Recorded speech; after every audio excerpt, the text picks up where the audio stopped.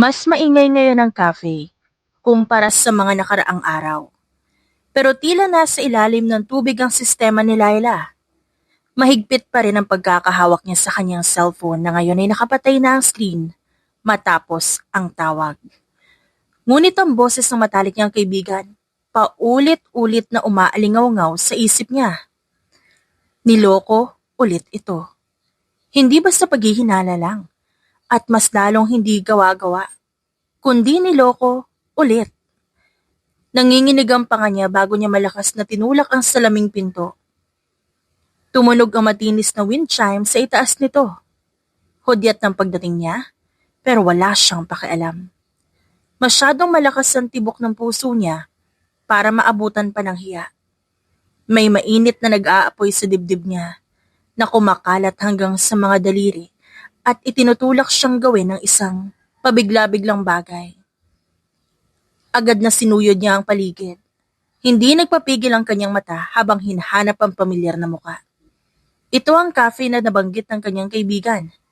Ang lugar kung saan ito huling nakita ang lalaki kasama ang walang hiyang babaeng yon. Paikli ng paikli ang paghinga ni Laila nang tumigil ang tingin niya sa isang lalaking nakatayo malapit sa counter. May cellphone nito na nakadikit sa tenga. Relax ang tindig na halos nagmumukhang mayabang. Matangkad ito, may malapad na balikat. Maayos ang pananamit habang suot ang isang madilim na suit na sumisigaw ng pera at kumpiyansa at may kung anong sumabog sa loob niya. Dire-diretso siyang nagmarcha palapit. Kumakalabog ang takong niya sa tiled na sahig. Ang bawat takbang, nagliliyab dahil sa pagtataksil na hindi naman sa kanya, pero parang nakaukit na sa sarili niyang balat. Hindi niya narinig ang sinasabi ng lalaki sa cellphone nito. Hindi niya pinapansin ang mga mukhang nagtataka na tingin ng mga tao sa paligid. Ang nakikita niya lang ay isang lalaking sakto na sakto sa imahe na nasa isip niya. Isang manloloko, sinungaling, at isang heartbreaker. May idea ka ba kung gaano ka nakakadiri? Singhal niya sa lalaki. Natigilan ito sa gitna ng pangungusap. Dahan-dahan itong inalis ang cellphone sa tenga at humarap sa kanya. Bahagyang nangunot ang noon nito. Hindi dahil sa galit, kundi dahil sa pagkalito. I'm sorry, what? Kalmado nitong tanong. Ang kalmadong yon ay lalo pang nagpaalab sa galit niya. Ay, huwag kang magkunwaring wala kang alam. Mapait na natawa si Laila. Kala mo ba? Pwede mong paulit-ulit na ipahiya ang isang babae at maglakad palayo na parang wala nangyari? Nakatitig na ang mga tao. Ramdam niya yon. Pero hindi siya tumigil. Hindi niya kaya. Ang mga salitang matagal niyang kinikimkim sabay-sabay na bumuhos. Hindi ka kapanipaniwala? Kayong mga lalaki, pare-pareho lang. Nangangako, nagsisinungaling ng loloko. Tapos magugulat kayo kapag may humarap na sa inyo? Tumuwid ang lalaki sa pagkakatayo at nagbago ang ekspresyon. Ngunit nanatiling kalmado. Miss, sa tingin ko, napagkakamalan niyo ako. Hindi niya ito pinatapos na magsalita. Mabilis na hinila niya ang buhok nito kahit pa mas matangkad dito sa kanya at malakas na sinampal. Dahil sa ginawa niya, agad na nahimik ang cafe. Sa isang iglap hindi makahinga si Laila. Mainit ang palad niya sa bahaging tumama sa pisngi ng lalaki. Ang hapde, gumagapang paitaas sa braso niya. Bahagyang napalingon ang ulo ng lalaki sa lakas ng sampal. Ngunit nang tumingin itong muli sa kanya, ay hindi galit ang ekspresyon nito. Ito ay hindi mabasa. Saka lamang sumalpok sa kanya ang gulat habang bumibigat ang bigat ng ginawa niya. Napalunok siya. Mabilis ang pag-angat at pagbaba ng kanyang dibdib. Nagsimula ang bulungan sa paligid. Dahan-dahang hinawakan ng lalaki ang pisngi habang hindi inaalis ang tingin sa kanya. Matalim ang tingin nito, tumatagos. Ngunit nakakagulat na kalmado ito. Tapos ka na? Marahan itong tanong. Nabigla siya sa tanong nito. Hindi yun ang inaasahan niya. Hindi ito sumigaw, hindi rin ito mukhang nagbabanta at di walang galit sa tono nito. Unti-unting nalusaw ang galit niya. Bahagyang napalitan ng pagkalito. Ano? Parang marami ka pang gustong sabihin. Pantay nitong tugon. Gusto ko lang masigurong tapos ka na. Bumukas ang bibig niya. Nagbabalak na muling magsalita ngunit agad niyang isinara. Parang may mali. Sa lapit ng distansya nila, napansin niya na kanina'y hindi niya napagtuunan ng tingin. Hindi magarbo ang suit nito, pero perpektong akma. Ang relo nito, marahil na mas mahal kaysa sa buwan ng sahod niya. At ang mga mata nito'y madilim, matatag, walang bakas ng pagkakasala. Wala iyong hiya, ni walang pamilyaridad. Hindi ito depensibo, hindi takot. Mali. Hindi ito ang lalaking inakala niya. Sumikip ang lalamunan niya sa napagtanto. Hindi ka. Bahagyang ikiniling ng lalaki ang ulo. Hindi ako sino. Pakiramdam niya umikot ang sikmura niya sa pagkapahiya. Bago pa siya makasagot, may isang lalaking nagmamadaling lumapit. Bakas ang sindak sa mukha nito. Sir, pasensya na po. Sandali lang ako umalis. Ayos lang po ba kayo? Sir? Parang naubos ng dugo sa mukha ni Laila. Sandaling tumingin ang estranghero sa bagong dating. Ayos lang ako. Pagkatapos binalik nito ang tingin kay Laila.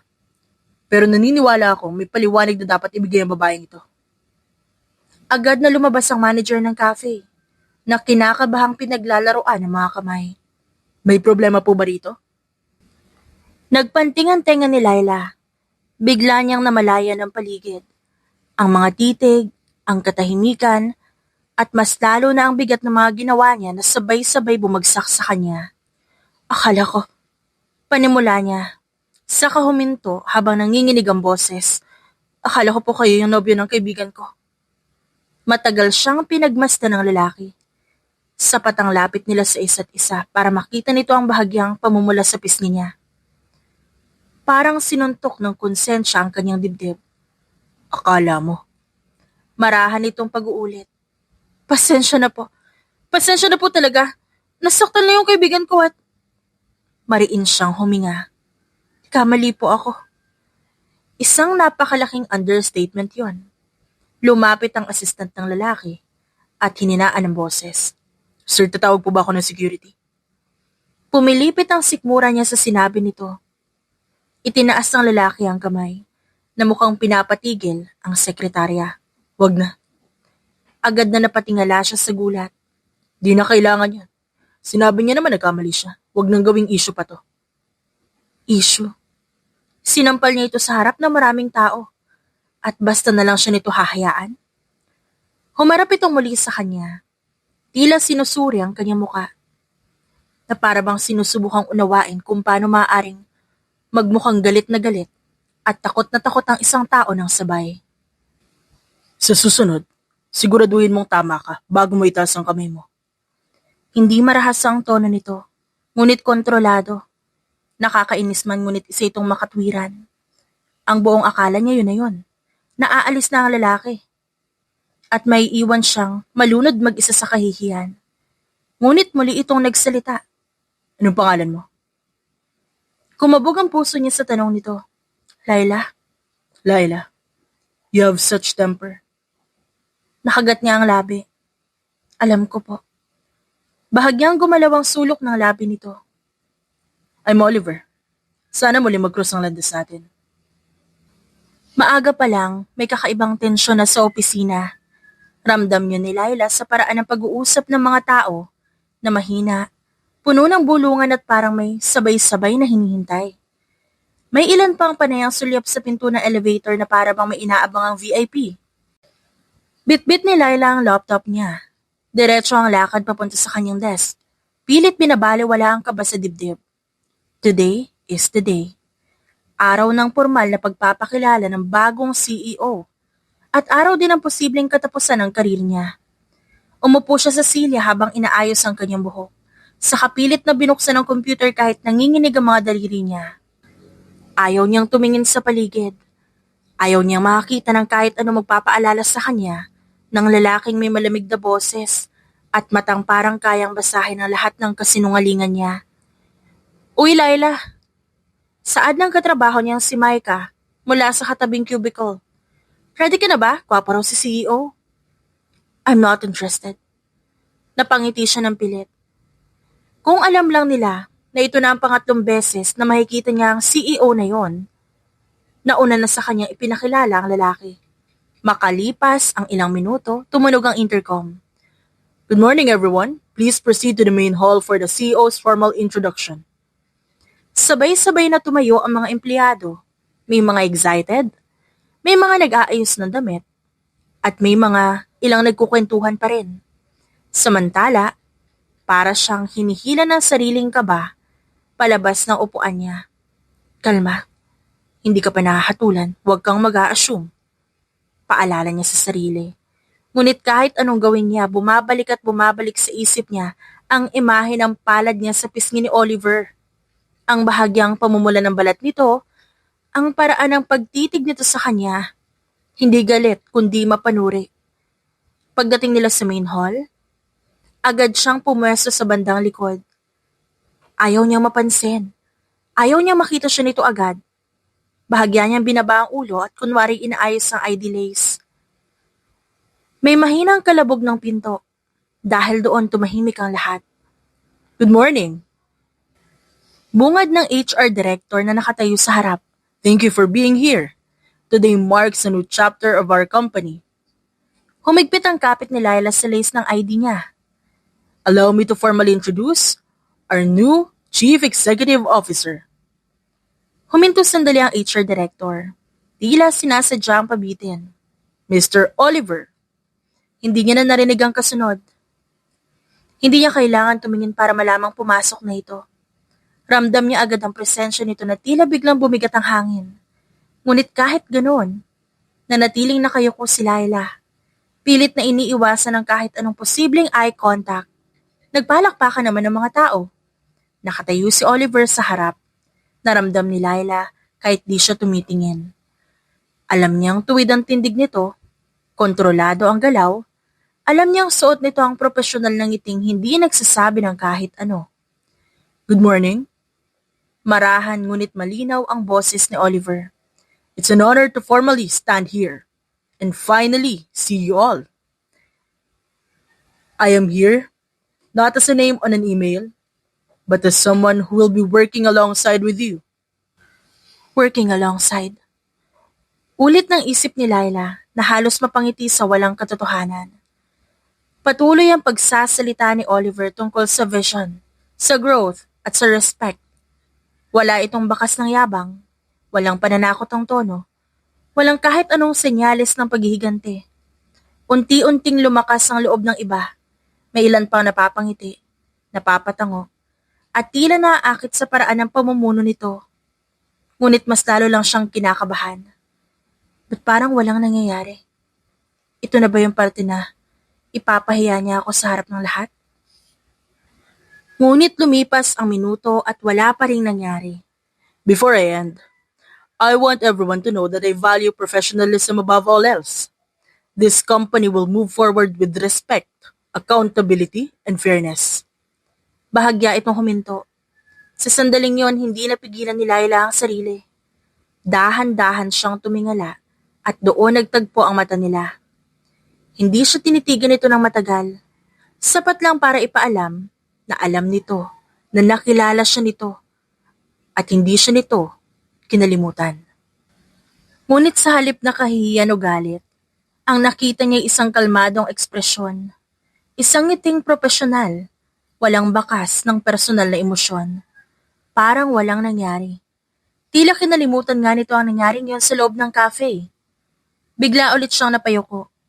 Pakiramdam niya lalong bumilis ang tibok ng puso niya. Natapos ang pagpapakilala sa palakpakan. Isa-isang nagsimulang mag-usap ang mga empleyado at may ilan pang nagbibiroan. Grabe, ang bait niya magsalita, sabi ng isa. Hindi siya intimidating, no? Dagdag pa ng isa. Napaupo si Laila sa isa sa mga upuan. Pakiramdam niya nauubusan siya ng lakas. Hindi niya ako pinahiya. Bulong niya sa isip. Hindi niya ako tinanggal. Ngunit bakit parang mas nakakatakot yun? Pagbalik nila sa kanika nilang department, mabilis na umupo si Laila sa desk niya. Pilit na ibinaling ang atensyon sa trabaho. Ngunit ilang minuto lang ang lumipas, may huminto sa harap ng cubicle niya. Miss Laila? Agad siyang nanigas, bago dahan-dahan siyang tumingala. Nakatayo si Oliver sa harap niya. May hawak ito na folder. Suot pa rin ang parehong kalmadong ekspresyon. May ilang empleyadong napatingin sa kanila na agad nagkunwaring abala. Yes po, sir. May oras ka ba mamaya? Nanikip ang kanyang sikmura. Ito na. Aniya sa isip. Opo, anytime po. Good. Please coordinate with my assistant. Yes po. Ngunit bago tuluyang umalis si Oliver, napansin niya ang bahagyang kurba ng labi nito. Isang ngiti na hindi niya mabasa. Habang papalayo ito, saka lamang huminga ng malalim si Laila. Napasandal siya sa upuan habang pilit inaayos ang sarili. Hindi niya pa ako tinatanggal. Paulit-ulit niyang isip yon. Sa halip, parang mas lalo lang nitong pinatibok ang kaba sa kanyang dibdib. Sa kabilang banda ng opisina, pumasok si Oliver sa private office niya. Isinara niya ang pinto at doon lang tuluyang bumagsak ang pagiging seryoso niya. Sandali siyang tumigil sa kabahagyang umiti. Hindi niya inaasahang makikita niyang muli ang babaeng yon, lalo na bilang empleyado niya. Hindi niya inaasahang ganoon kaingat ang reaksyon niya kanina. Ngunit higit sa lahat, hindi niya inaasahang mukhang interesado siya rito. Laila. Ulit niya sa isip. Ang isang babaeng pilit na umiiwas ng tingin, pero hindi kailanman umatras. Alam na ni Oliver na hindi magiging simple ang profesional na distansyang yun. Hindi excitement ang unang naramdaman ni Laila na umagang yon, kundi pagod. Pagod sa mga bulungan sa opisina. Pagod sa mga tingin. Pagod sa sariling isip na paulit-ulit binubuksan ng mga sugat na matagal niya na sanang tinakpan. Habang nakaupo sa computer, pilit niyang tinatapos ang report, pero parang may mabigat na kamay na dumagan sa dibdib niya. Habang abala sa ginagawa, biglang nag-pop sa screen ang email mula sa opisina ng CEO. Dahil doon, nanigas ang daliri niya sa keyboard. Hindi niya agad binuksan ang email. Tinitigan niya muna ang subject line na parang ahas na handang tuklawin siya. Pero sa huli, huminga siya ng malalim at pinindot yon.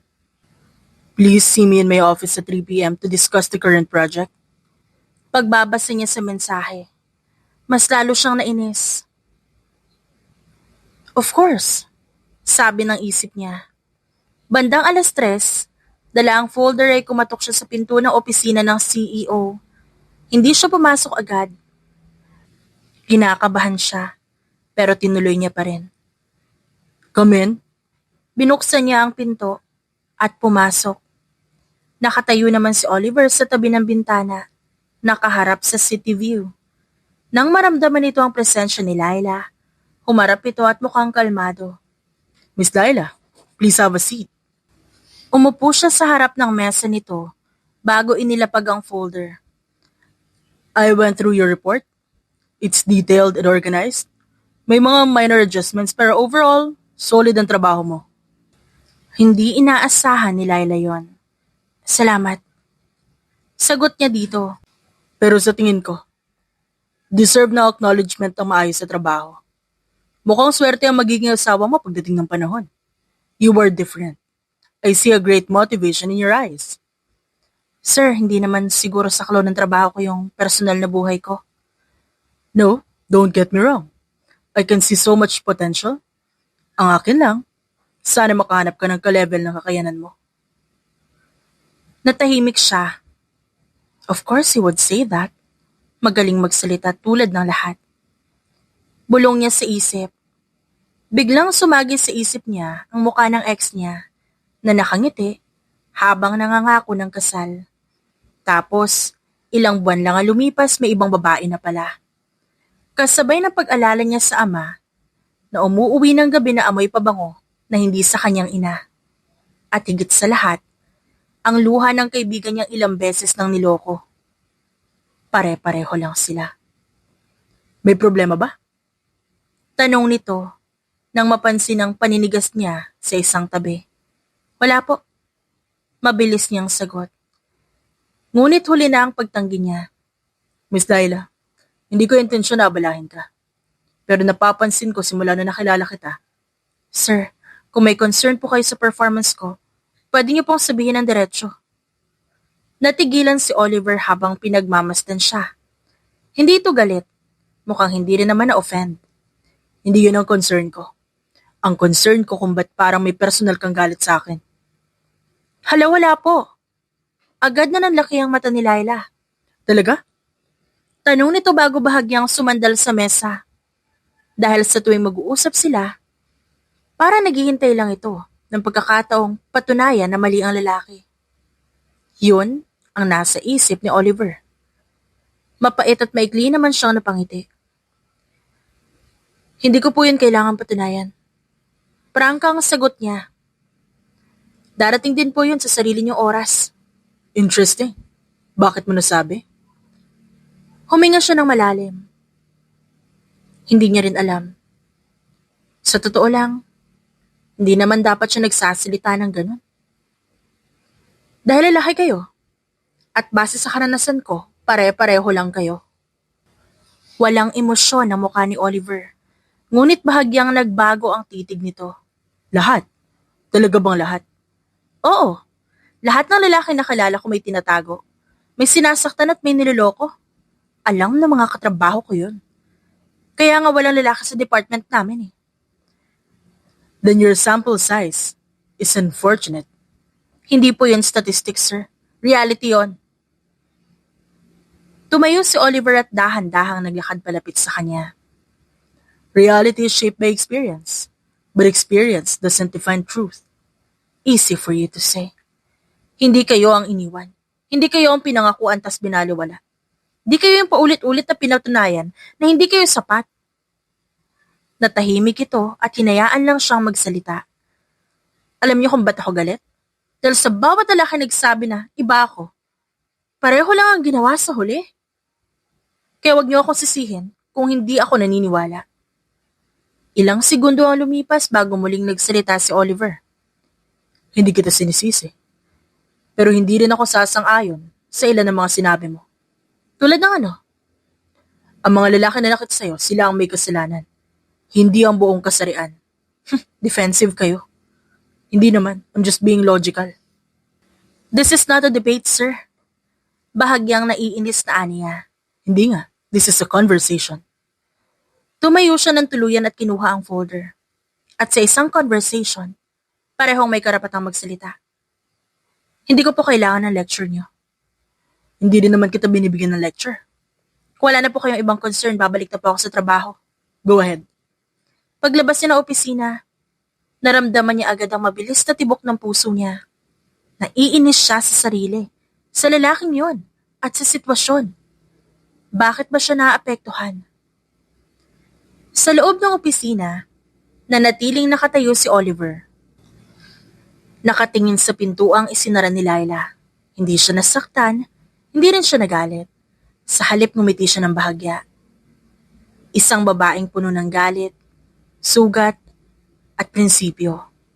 Sa unang pagkakataon matapos ang mahabang panahon, may isang taong hindi umatras sa paniniwala nito at hindi rin natakot hamunin ang kanyang paniniwala.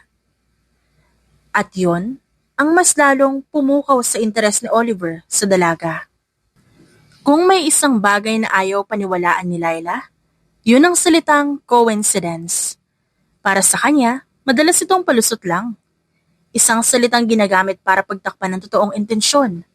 Kaya nang magsimula ang sunod-sunod na pagkakataon sa pagitan niya at ni Oliver, mariin niyang sinabi sa sarili na wala itong ibig sabihin. Wala kahit paulit-ulit. Maaga siyang dumating sa opisina ng araw na yon. Halos wala pang tao, tahimik ang hallway, at ang tanging maririnig ay mahinang ugong ng aircon. Pumasok siya sa elevator ng mag-isa at pinindot ang button ng floor nila. Nakasandal siya sa salamin, bitbit ang kape habang abala ang utak niya sa pag-iisip ng mga deadlines. Nang biglang may pumigil sa pagsara ng pinto na yon, isang kamay ang humarang. Good morning. Sabi ng pamilyar na boses. Nanlaki ang mata ni Laila bago niya mabilis na binaba ang tingin. Si Oliver ang nandun. Suot nito ang simpleng gray blazer, walang kurbata, at may hawak na travel mug. Mukha lang itong normal. Tumayo ito sa tabi niya, may bahagyang distansya, at hindi masyadong malapit. Nabalot naman ng katahimikan ang elevator.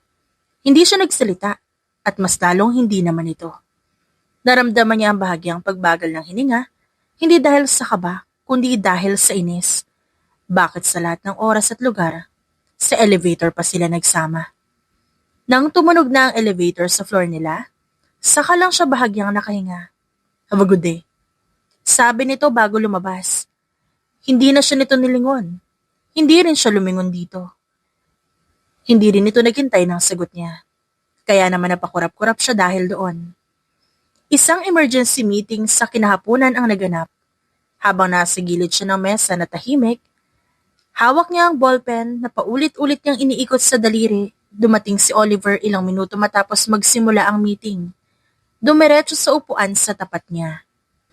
Hindi niya sinasadya, ngunit nagtagpo ang mga mata nila. Tumango si Oliver, isang maliit at profesional na pagbati. Bago ibaling ang atensyon sa presenter. Hindi ito nagsalita maliban kung kailangan. Good point. Let's explore that. Sabi nito sa isang junior analyst. Napatingin si Laila sa lalaki. Napansin niyang hindi ito mahilig mag-overpower. Hindi rin mahilig magpakitang gilas. At naiinis siya sa sariling obserbasyon. Sa totoo lang, dapat wala siyang napapansin. Dapat hindi niya pinapansin ang binata. 9:00 na ng gabi, halos kalahati ng ilaw sa opisina patay na. At ang natitirang bukas nagbibigay ng malamlam na liwanag. Pagod na si Laila. Nanginginig na ang kamay niya habang tinatapos ang report na kailangang isumite bago mag-umaga. Napabuntong hininga siya habang kinukusot ang mga mata. Nang may biglang tumigil sa tabi ng desk niya. Still working? Nagtataka na napatingala siya. Si Oliver na naman. Yes, sir. That's the financial forecast, right? Tumingin ito sa monitor niya. Opo. Don't rush it. Accuracy matters more than speed. Inaasahan niyang sasabihin nito ang kailangan nito. Ngunit wala naman itong sinambit. Bagkos, nagtanong pa ito. May pagkain ka na ba? Po? Nanlaki ang mata niya. Dinner. Kumain ka na ba? Hindi pa. Tumango si Oliver at may tinype sa phone nito. May padating na pagkain para sa team na naiwan. Make sure you eat. Bago pa siya makasagot, tumalikod na ito at naglakad palayo. Nanatili si Laila sa kinauupuan niya habang nakatitig sa direksyong nilakaran nito. Concern lang yon. Malamang, responsibilidad niya ang mga tauhan niya bilang boss. Mahinang saad niya sa sarili. Ngunit bakit parang may kung anong kumurot sa dibdib niya? Pero hindi lang pala doon natatapos ang simpleng kabutihan nito. Nakita niyang binigay ni Oliver ang jacket sa isang empleyadong nilalamig habang nag-overtime. Isang beses pa narinig niyang pinagtatanggol nito ang isang staff sa harap ng board. Mahinahon ang boses nito, ngunit puno ng kapangyarihan. Hindi niya sinasadyang mapansin yon, pero napansin niya. Ngunit kahit anong tanggi niya, may maliit na bahagi sa kanya na unti-unting nagbabago sa pagtingin dito. You did well on the report? Sabi nito nang magkasabay sila ulit sa elevator. Pero hindi ito tumitingin sa kanya. Pagbukas ng pinto, sabay din silang lumabas. Good night, Laila. Good night, sir. Habang naglalakad siya palayo, pinisil ni Laila ang strap ng bag niya. Wala itong ibig sabihin. Mabait lang talaga siya. Aniya sa sarili. Mga pagkakataon lang, mga sandaling walang kahulugan. Ngunit sa kauna-unahang pagkakataon, hindi niya lubos sa paniniwalaan ang sarili dahil isa itong kasinungalingan. Sa mga putol-putol na usapan sa pantry, sa mga sulyap na mabilis iniiwas kapag napapadaan si Laila, alam niyang may kakaiba. Sa mga pangalan na biglang tumitigil kapag siya ang sumasakay sa elevator, hanggang sa marinig niya mismo ang pangalan niya. Siya raw yung sumampal at sumabunot kay Sir Oliver, di ba? Napatigil si Laila sa pag-abot ng kape. Nanatili ang kamay niya sa ere na ngayon ay nanginginig na. Shh, nandiyan na siya. Sabi ng isa, grabe ang tapang niya. Kako yan, matagal na ako umalis sa kumpanya. Namuo ang maikling sarkastikong tawanan. Dahan-dahan niyang binaba ang tasa at umalis sa pantry na parang walang narinig. Ngunit sa bawat takbang niya, papalayo, parang may mga matang sumusunod sa kanya. Mga mapanuring tingin, mausisa at puno ng haka-haka. Siya na ngayon ang babaeng nanakit. Sa The Great CEO, yun ang tawag sa kanya. Hindi na siya tinitignan bilang isang empleyado. Hindi na rin analyst. At mas lalong hindi kinikilala bilang si Laila. Isa na lamang siyang laman ng kwento. Sa desk niya, pilit siya nag-focus sa trabaho. Ngunit paulit-ulit siyang nadidistract. May email siyang binasa na 3 beses pero hindi pa rin niya maintindihan. May spreadsheet na nakabukas pero hindi niya makita ang mga numero. Sa halip, ang nakikita niya ay mukha ng mga taong pabulong na nag-uusap kapag dumadaan siya. Okay ka lang? Tanong ni Micah na dahan-dahang lumapit sa kanya. Tumango lang siya kahit hindi naman totoo. Alam mo naman ng mga tao rito. Mahilig sa chismis. Lumipas ang mga araw at lalo pang lumala ang bulungan. May nagsasabing special daw siya. May nagsasabing may lihim silang relasyon. May iba namang sigurado raw na matatanggal siya. Nakakaapekto na rin ito sa mismong trabaho niya. Careful. Sabi ng isang manager habang tumatawa, baka masampal ka rin. Nasa isang meeting sila at halos lahat ng empleyado sa department nila ay nandun. May ilang tumawas sa biro nito. Si Laila naman, natigilan sa kinauupuan. Hindi siya tumitingin sa kahit kanino. Ang kanyang kamay sa ilalim, mahigpit na nakakuyom. Hindi siya umiimik. Ngunit sa dulo ng mesa huminto ang umiikot na ballpen ni Oliver. Let's skip the discussion, professional. We're here to work. Tumahimik ang lahat dahil sa lamig ng tono ng lalaki. Wala itong binanggit ng pangalan at hindi ito nagsermon. Ngunit sapat yon para ipaalala kung sino ang may kontrol. Pagkatapos ng meeting, mabilis na lumabas si Laila. Pakiramdam niya hindi na siya makahinga. Pumasok siya sa banyo. Doon lang niya hinayaang bumagsak ang balikat niya. Ayoko nito. Ayokong pag-usapan ako. Aniya sa sarili. Tumingin siya sa salamin. Nakita niya ang sarili na mukhang matapang. Ngunit may pagod na mga mata. Hindi ito ang gusto niyang maging. Hindi siya pumasok sa kumpanyang ito para maging chismis. Pagbalik niya sa desk, may email na naghihintay sa kanya at mula ito sa opisina ni Oliver. Nanlamig ang daliri niya. Ito na yung katapusan ko. Kumatok siya sa pinto ng opisina ni Oliver. Naninikip ang dibdib na parang may nakadagan. Miss Laila?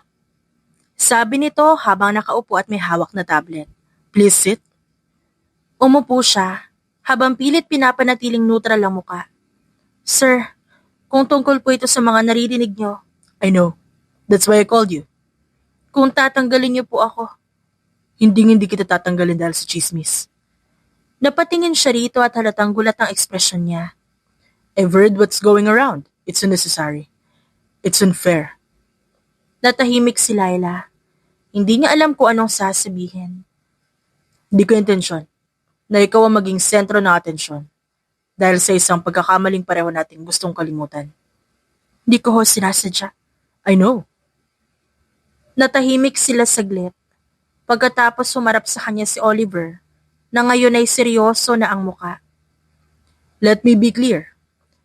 There is nothing between us beyond work, and anyone who suggests otherwise is out of line. Sir, I will address this publicly if needed. Hindi niyo naman ho kailangan gawin yun. Kailangan.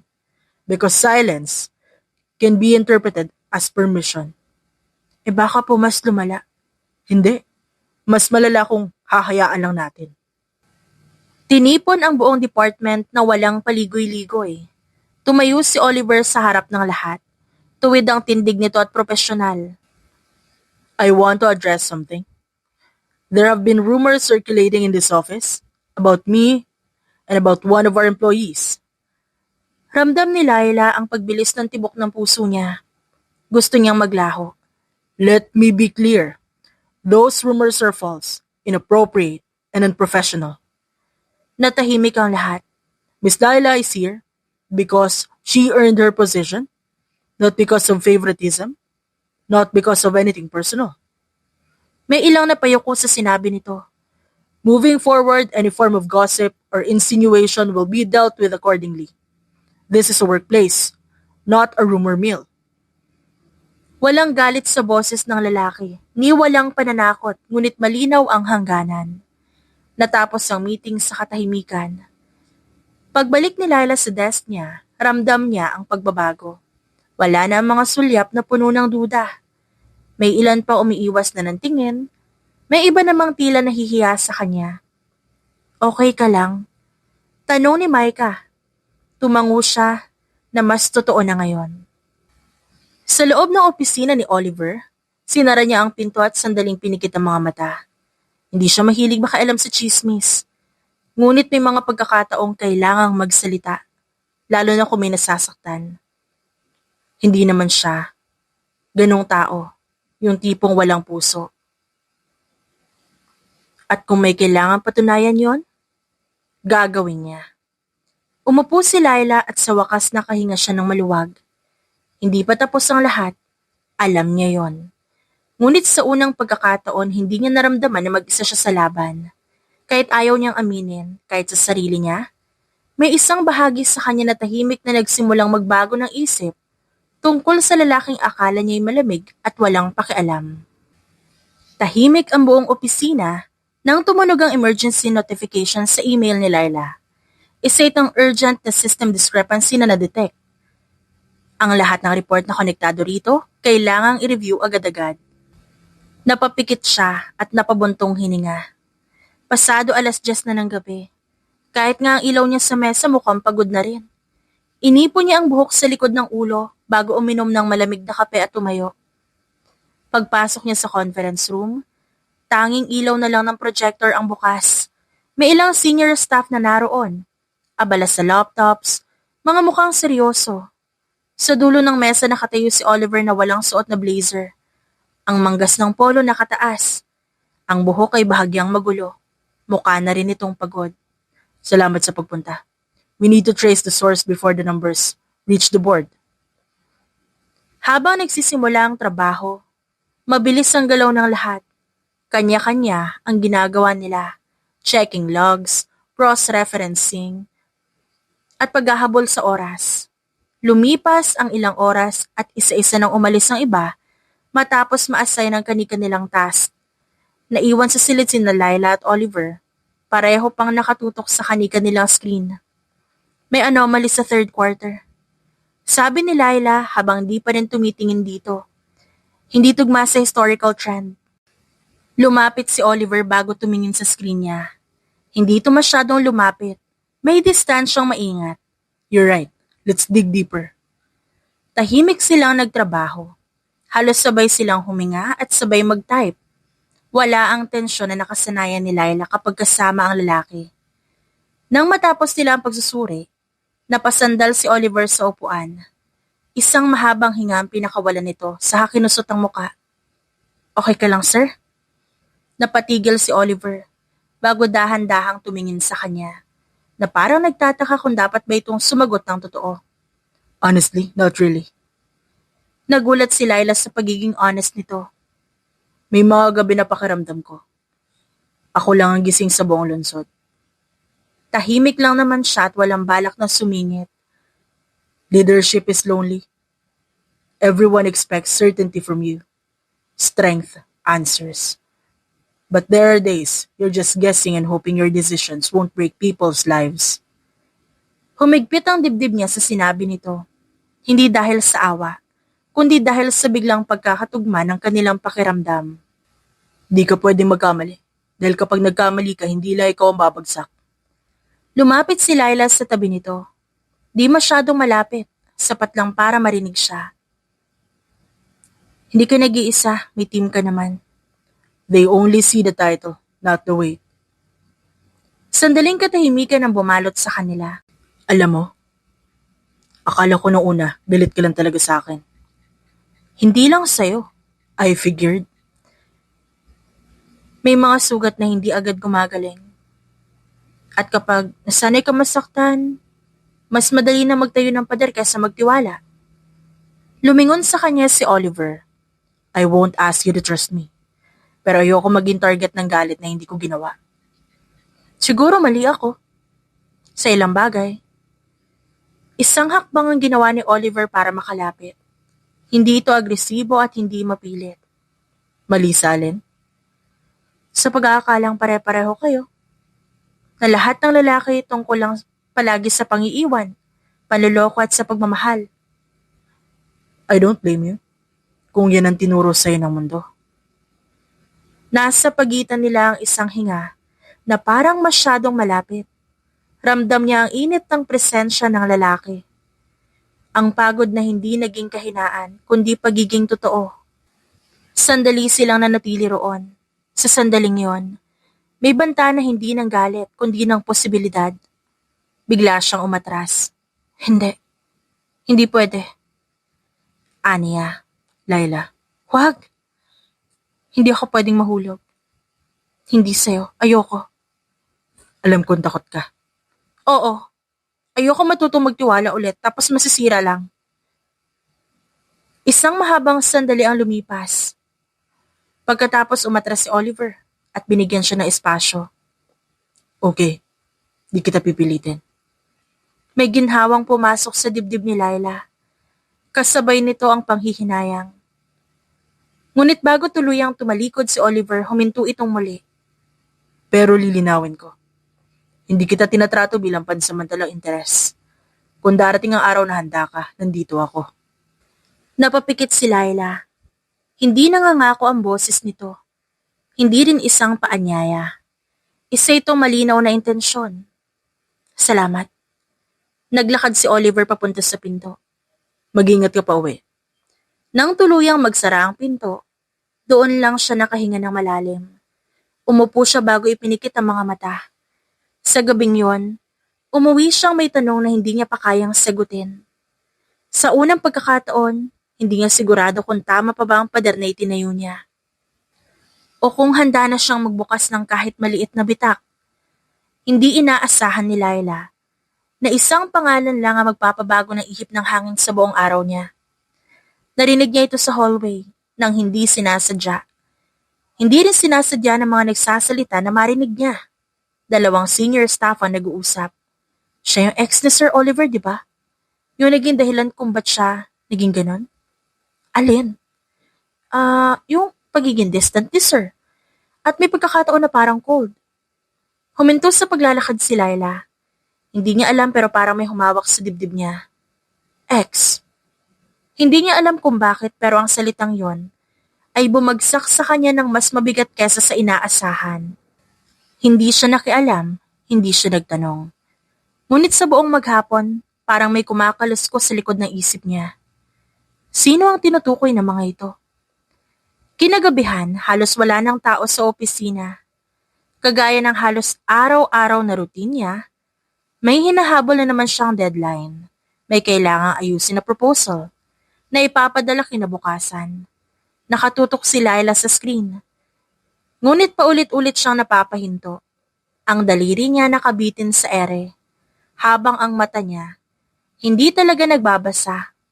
Napakurap-kurap lang siya nang may kumatok sa cubicle niya. Laila? Tumingala siya at si Oliver ito. May hawak na folder na may suot na itim na jacket. Mukhang pagod na ito, ngunit buo ang tindig. Do you have time? Yes, sir. In my office. Sumunod siya at pakiramdam niya may paparating. Pagpasok nila sa opisina ni Oliver, isinara nito ang pinto at sandaling nanatiling nakatayo. May dumating na email mula sa board. May issue tungkol sa personal kong background. Personal? Tumango si Oliver. May kumakalat na impormasyon. Hindi ito mali, pero hindi rin buo. Ayoko marinig mo ito sa iba. Ano po tungkol doon? May asawa ako noon. May asawa? Ex-wife. Matagal na. Hinayaan niyang magsalita ang lalaki. Kasama ko siya mula sa simula. Bago ang titulo, bago ang pera at bago ang lahat. Siya ang kasama ko nung wala pa ako napapatunayan. Napakapit si Laila sa gilid. Akala ko, sabay naming aabutin ang lahat. Pero habang paakyat ako, may iba pala siyang kasama pababa. Niloko niya ako. Hindi lang yun minsan. Hindi rin aksidente. Matagal at paulit-ulit. Parang may humampas sa dibdib niya nang makita niya ang sakit sa mata nito. Isang lalaking iniwan. Isang lalaking pinagtaksilan. Biglang bumalik sa isip niya lahat ng paniniwalang pinanghawakan niya. Na ang mga lalaki ang nananakit, ang mga lalaki ang nang-iiwan, ang mga lalaki ang laging may kasalanan. Ngunit heto si Oliver na nakaupo sa harap niya. Bitbit ang parehong sugat na matagal niyang inakalang sa mga babae lang napupunta. Hindi ko siya sinisiraan. Hindi ako nagsalita. Pinili ko manahimik. Bakit? Dahil akala ko, mas madali ang maging malamig kaysa maging sugatan. Kaya ganun ka. Kaya ka may bahagyang distansya. Hindi dahil wala akong pakialam, kundi dahil sobra. Tumahimik ang silid. Sa katahimikang yun unti-unting gumuho ang pader sa loob ni Laila. Hindi pala palaging lalaki ang salarin. Pasensya na. Para saan? Sa pag-aakala na pare-pareho kayo. I don't blame you. Pareho tayo naranasang madurog. Huminga ng malalim si Laila. Sa unang pagkakataon naramdaman niyang pareho silang nakatayo sa iisang bangin. Na magkaiba man ang kwento, ngunit pareho ang sakit. Kung magtitiwala siya, mas masasaktan siya. Tumayo siya bago naglakad palayo ng konti. I don't know what to say. Hindi ko alam kung kaya kong magpapasok ng isang tao muli sa buhay ko. I'm not pulling you right away. Hindi kita hihinga ng sagot ngayon. Pero hindi rin ako magtatago. Hindi na. May determinasyon sa boses nito. Isang desisyong matagal na nitong tinakasan. Alam ko may pader kang ginawa para protektahan ang sarili mo. At alam kong lalapit ako. Pero masusugatan ako. Bakit? Bakit ako ang nagustuhan mo? Dahil hindi ka nagkukunwari. Sinampal mo ako dahil galit ka. Hinarap mo ako kahit takot ka. At kahit ilang beses ka umatras, bumabalik ka pa rin para gumawa ng tama. Hindi kita hinihiling na sumugal. Because I will do that. For you and for us. Kung tatanggihan mo ako, tatanggapin ko. Pero hindi ko palalagpasin ang pagkakataong maging tapat sa nararamdaman ko sa'yo. Oliver, natatakot ako. At kapag natakot ako, nasasaktan ako. Pareho lang tayo. Saglit na katahimikan ang bumalot sa kanilang dalawa. Huminga siya ng malalim. Isang hiningang parang paalam sa lumang paniniwala. But I need time. And I'll wait.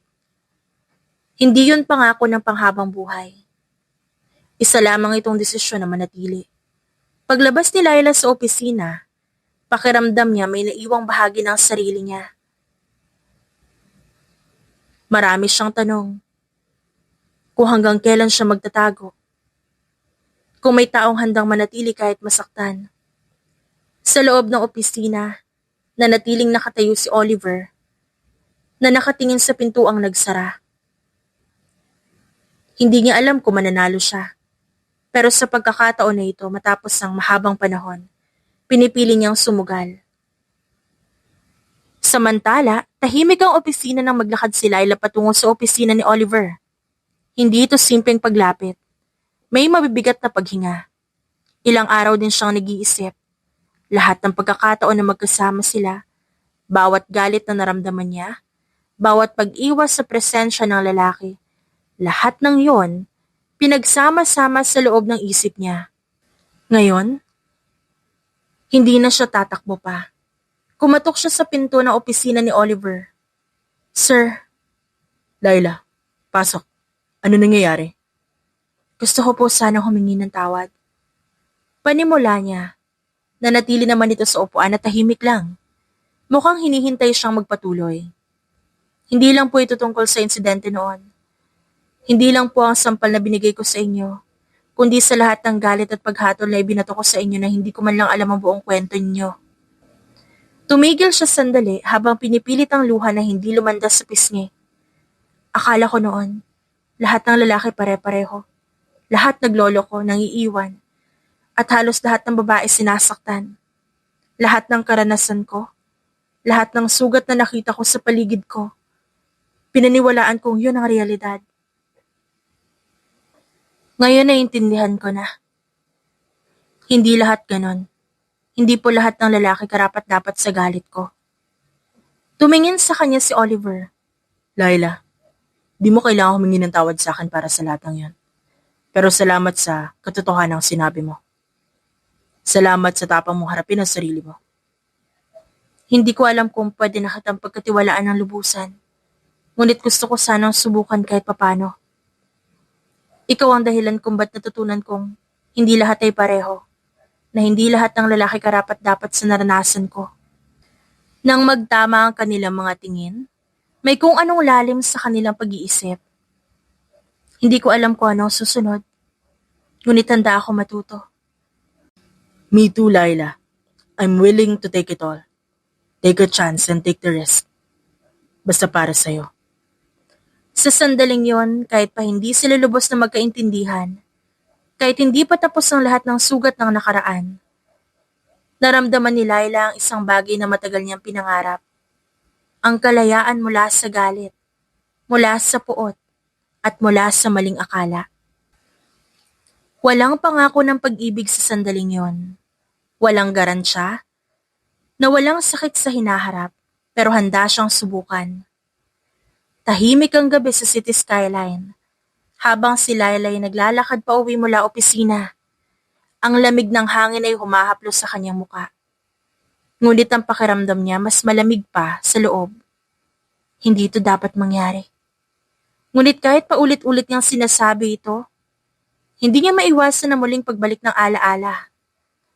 Lahat ng nangyari noon sa kanilang dalawa ni Oliver. Ngayon may nararamdaman na siya para dito. Pumasok siya sa building at sumakay ng elevator. Hindi niya sinasadyang huminto sa gitna ng elevator, ang tingin niya sa salamin. At sa loob na ilang segundo natanaw niya ang sarili. Ang babae na maraming pinanghawakang galit. Ngunit unti-unti ring natututo na bumitaw. Ramdam niya ang kakaibang tensyon. Hindi masama yun kundi masigla. Si Oliver nasa conference room na abalang nagsusuri ng reports. Ngunit may kakaibang aura ito ngayon. Good morning, Miss Laila. Good morning, sir. Tahimik ang opisina sa umagang yon. Isang katahimikang hindi payapa, kundi mabigat. Parang may mali, may nagbubulungan. Ang mga sumasalubong sa kanya mukhang tensyonado. Hindi niya alam kung ano pero alam niyang hindi ito ordinaryong araw. Pagdating niya sa mesa, bumungad agad ang sunod-sunod na email. Mga emergency meeting, board level discussion, strictly confidential daw na mga usapan. Lahat, may iisang subject line na parang suntok sa sikmura. Hindi nagtagal dumaan si Oliver sa aisle. Diretso ang mata nito. Pero kita ang pagod na hindi natutulog. Hindi ito tumingin sa kanya at doon lalong kinabahan si Laila. Sa conference room nararamdaman niya ang bigat ng hangin. Naroon ang ilang miyembro ng board, legal team at senior executives. Sa sandaling yon, parang hinuhubaran nito ng kapangyarihan ng mga papel at salitang bumabagsak sa harap nito. May mga aligasyon ng conflict of interest? Sabi ng isang board members. May mga dokumento nagsasabi na may mga desisyong pabor sa personal na koneksyon. Hindi namin sinasabing totoo ito pero sapat ito para questionin ang posisyon mo. Sabi ng isang legal counsel. Parang may pumisil sa dibdib ni Laila. Nararamdaman niya ang biglang pagbigat ng sarili niyang presensya sa silid. Hindi siya nagsalita. Hindi rin siya tiningnan ni Oliver. Ngunit ramdam niya na alam niyang naroon siya. Matapos ang meeting, halos sabay-sabay na nagsilabasan ng lahat. Walang gustong magtagal. Si Laila ang huling lumabas. Si Oliver ang huling naiwan. Nakatayo lang ito roon, nakatingin sa bintana, na parang sinusukat kung gaano kalalim ang posibleng pagbagsak. CEO man ito, pero sa sandaling yon, isa lang itong lalaking unti-unting nawawala ng lupa sa ilalim ng paa. Oliver, Huwag kang magsalita. Hindi ko kailangan ng kahit anong sasabihin mo ngayon. wala akong sasabihin. Gusto ko lang maintindihan. This is my life and this is what I do. Ayoko madamay ka. Yun ba ang tingin mo? Na madadamay lang ako? Laila, kapag bumagsak ako bilang CEO, hindi lang trabaho ang mawawala sa akin. Lahat ng tao sa paligid ko hahanapan ng dahilan. At ikaw ang pinakamadaling ituro ng lahat. Parang may kumalas sa dibdib niya. Doon bumalik ang lumang takot. Ito na naman, kapag nagmahal ka, ikaw ang mawawala. Kapag pinili mo ang isang lalaki, ikaw ang masasakripisyo. Ibig mong sabihin, kailangan ko umatras. Hindi sumagot si Oliver, at ang katahimikan nito ang pinakamasakit na sagot. Umalis si Laila sa opisina, at nang sa wakas makapasok siya sa powder room, tuluyan siyang napaupo. Umagos ang luha niya, hindi dahil mahina siya, kundi dahil pagod na siyang lumaban sa parehong kwento. Mahal niya na si Oliver. Hindi man ito perpekto. Hindi isang magiting na lalaki kundi taong totoo. Kapag pinili niya ito, masasaktan siya kasi madadamay ang trabaho niya. Kinagabihan nagpadala si Oliver ng mensahe sa kanya na kailangan nila mag-usap. Not tonight, I need to think. Yun ang sagot niya. Sa magdamag, hindi siya nakatulog. Pinag-isipan niya lahat. Ang simula nilang puno ng galit. Ang unti-unting pagkakalapit. Ang pagmamahal na hindi niya inaasahan. At ngayon, may mga tanong na ayaw niyang sagutin. Kung ipaglalaban niya ba ang pag-ibig na ito, sino ang mawawala? Ang lalaki ba o ang sarili niya? Kumalat ang balita na may posibleng masuspending empleyado habang under investigation ng CEO. Kasabay noon, ramdam ni Laila ang bigat. Sa harap ng salamin, tinititigan niya ang sarili. Mas kailangan niya ako ngayon. Pero paano ko gagawin yun kung una niya akong pinagtatabuyan? Aniya sa isip. Sa gitna ng corporate politics, kapangyarihan at panganib, isang bagay ang malinaw sa kanya. Hindi sapat ang magmahal kung ang kapalit ay ang pagkawala ng sarili. Tahimik ang gabi. Nang magtagpo sila sa maliit na cafe sa gilid ng lungsod. Ang simpleng taong si Oliver nandito ngayon. Yun lang ang kaya niyang harapin. Ngunit kahit ganon, mabigat pa rin ang hangin sa pagitan nila. Sa wakas, siya ang unang bumitaw ng salita. Sa tingin ko ito na siguro yon. Ang ano? Ang pagtatapos. Lagi naman ganito, di ba? Kapag nagiging komplikado na, kapag minasasaktan na, kapag kailangan na mamili, ako ang dapat umalis. Laila, please, huwag ka muna umalis. Pagod na ako ipaglaban yung mga bagay na nauuwi lang sa sakitan. Pagod na ako maniwala na sa dulo palagi ako ang talo. Inaamin ko, mahal kita, Oliver. Pero parang kapag pinili kita, ako naman yung nawawala. Yun ba talaga ang tingin mo? Na kapag kasama mo ako, mauubos ka? Hindi ko alam. At yun ang kinatatakutan ko. Hindi ko alam kung saan ako lulugar. Kung sino ako pag nawala na lahat ng ingay ng gulo ng takot. Natahimik si Oliver sandali. Pagkatapos ay dahan-dahan nitong inalis ang relo sa pulso nito. Isang mamahaling relo na palagi nitong suot.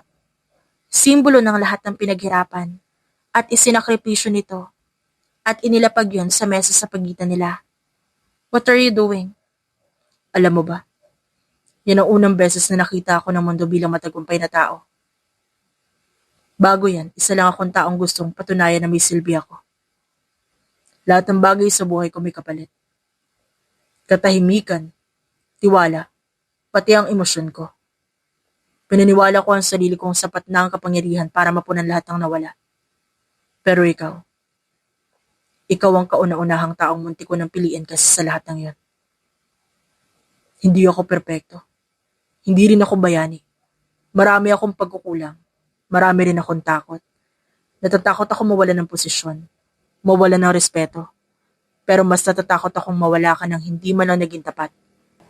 Huminga siya ng malalim, parang hinuhubad ang huling pader. Kung kailangan ko mawala bilang CEO para maging totoo sa'yo, handa ako.